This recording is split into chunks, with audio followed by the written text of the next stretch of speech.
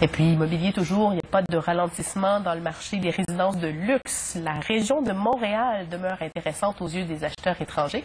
Il y a un groupe de courtiers allemands qui vient d'ouvrir un nouveau bureau dans la métropole. Maxime Bertrand. Les promoteurs du 175 mètres calf ont de quoi se réjouir.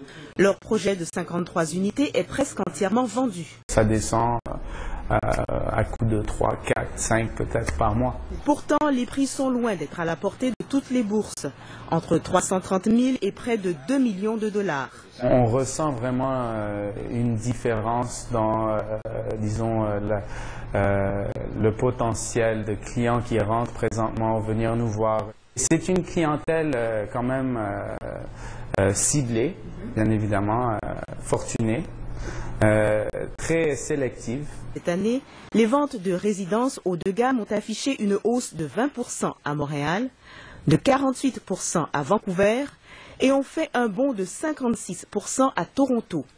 Même à 20%, la croissance montréalaise retient l'attention. C'est assez significatif comme relance de l'activité dans ce segment-là.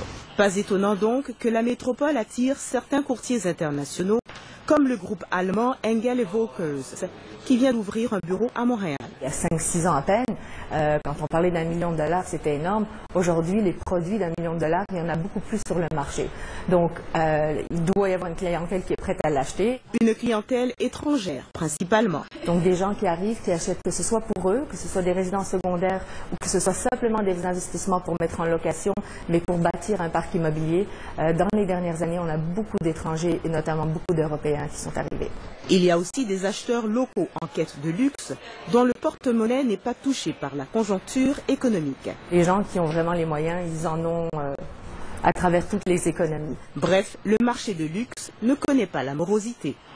Ici Maxime Bertrand, Radio-Canada, Montréal.